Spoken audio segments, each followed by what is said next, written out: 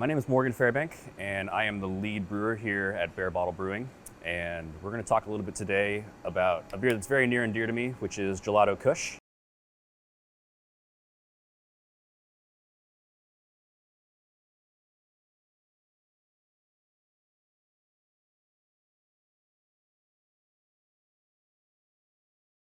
This is actually the first beer that I ever brewed with this company professionally. Got a very special place in my heart. And like right off the bat, this is a beer that you can take a few slugs down and it is very, very clean. It is very refreshing, very crisp, and it has these very nice tropical red currant, a little bit of passion fruit, under-ripened pineapple, and a lot of like ruby red candied grapefruit. To me, I get a lot of like, what you'd almost get in like an Aperol Spritz or kind of like in a Campari style drink. A lot of that comes from using Enigma hops in this. When I was first writing this recipe, I really wanted to showcase our Enigma. It comes from our HPA growers in Australia. For those who don't know, Enigma is actually a kissing cousin to Galaxy, and they both have somewhat similar profiles in terms of being very kind of drying hops containing a ton of oil, but also having a lot of very tropical white grape, peachy, tropical, said tropical twice. Dodge, duck, dip, dive, and dodge.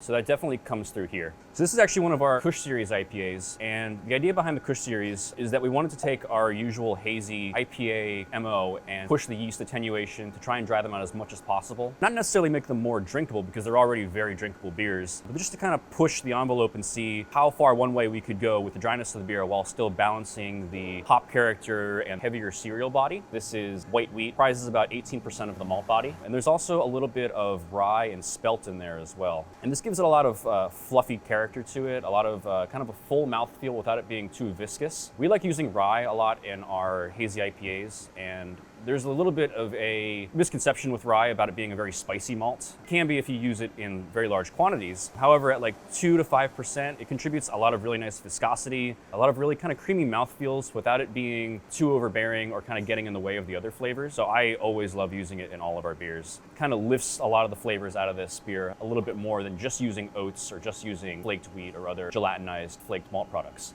As for the name Gelato Kush, it's a bit of a misnomer. There is no actual ice cream, gelato, milk products, anything like that in this beer. When I was writing this beer, smelling especially American-grown hops like our Simcoe and Mosaic, I draw a lot of parallels between the aromas and flavor compounds that we get from cannabis that's grown in the United States as well. So at that time, gelato, which is a cannabis strain, was something that I was enjoying very much at the same time. And so in a brilliant moment of word association, I came up with this name, thinking that we would change it eventually because we do a lot of funny names for all of our working titles. And somehow this one slipped through the cracks, and now the people who get the joke get it, and everybody else is just kind of a little bit disappointed that there's no ice cream in this beer. If you were going to put ice cream in this beer, I wouldn't.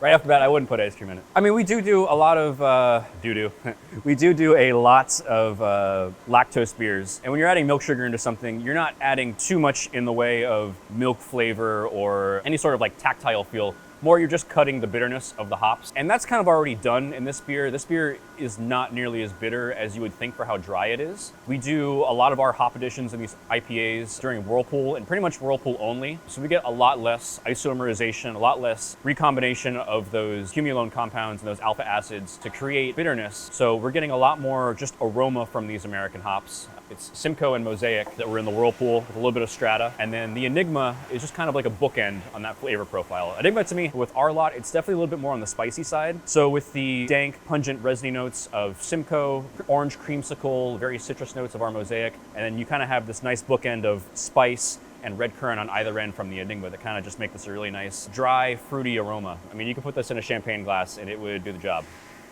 And this is the first time that we've used Cryohops in this beer. They're essentially hops, T90 pellets that have gone through a CO2 extraction process, not unlike how they make hash oil. Most of the plant matter is removed from the pellet, and we get just a lot more of the aroma contributing oils. Kind of allow us to use not as much plant matter when dry hopping these beers, so we don't have to use as much to get to where we want to be, which is great for us because it helps with our efficiency in terms of our packaging volume. A lot less of the beer is being reabsorbed back into the plant matter of the hops. So when we do the transfer into our bright tanks and into our packaging line, we aren't losing nearly as much beer. And we're also getting much better solubility with those oils because they are kind of already separated from the plant matter and kind of ready to stay in beer. And homebrewers at home, you guys know, trying to get an oil to stay in solution in a liquid is very difficult. So using all these tools at your disposal is just, I definitely recommend it. And it's definitely kind of brought this beer kind of to that next level. We can kind of hit these notes and get these like more tropical citrus notes that kind of hang around a little bit longer in the beer, where otherwise they might have been more effervescent. They might have blown off after about a week. They're sticking around a little bit longer. We're on week 2 of drinking this beer, and it's like drinking it fresh out of the tank.